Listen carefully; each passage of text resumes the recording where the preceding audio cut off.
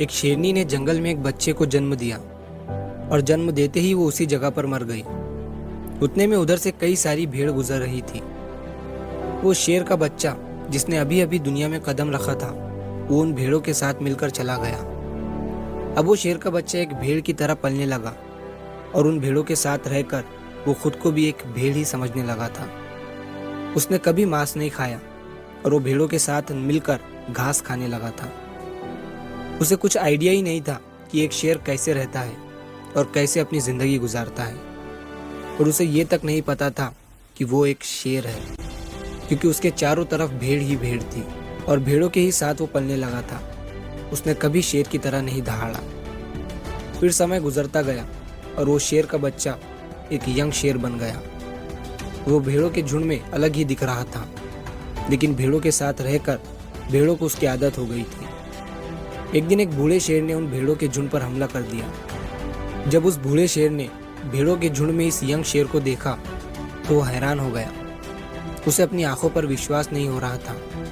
उसने देखा कि एक यंग शेर भेड़ों के साथ घूम रहा है। उसने पहले कभी ऐसा नहीं देखा था। वो ये भूल गया कि वो वहां पर भेड़ों को पकड़ने आया था। उसने सोचा कि वो उस शेर से बात करेगा और पूछेगा कि ये सब क्या हो रहा है। उस बूढ़े शेर ने भेड़ों के झुंड पर फिर से हमला किया उस शेर को पकड़ने के लिए। भेड़ों ने जैसे ही उस बूढ़े शेर को देखा, वो सब अपनी जान बचाकर भागने लगे और उन भेड़ों के साथ वो शेर भी अपनी जान बचाकर भागने लगा।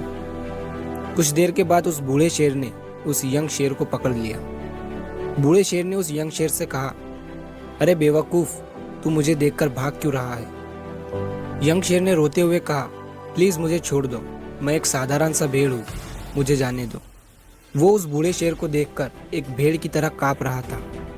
बूढ़ा शेर ये सुनकर हैरान हो गया और वो समझ गया कि यहाँ पर क्या हो रहा था। वो बूढ़ा शेर उस यंग शेर को एक नदी के पास लेकर गया।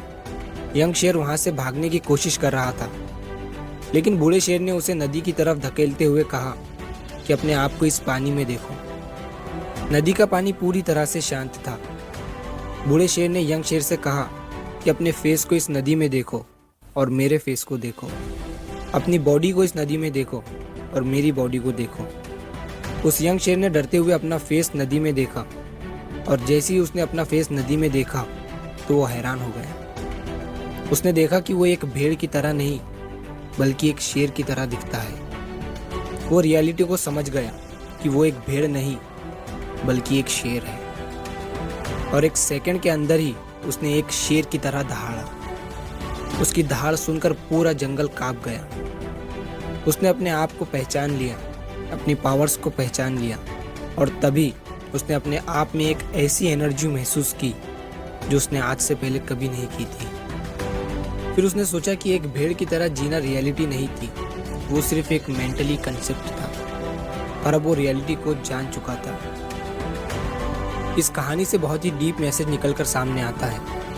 अपने अंदर से उस वीकनेस को निकालो जो आपके अंदर झूठ बोल बोल कर बैठा दी गई है। आप भी एक शेर की तरह हो जो भेड़ों के बीच फंस चुके हो।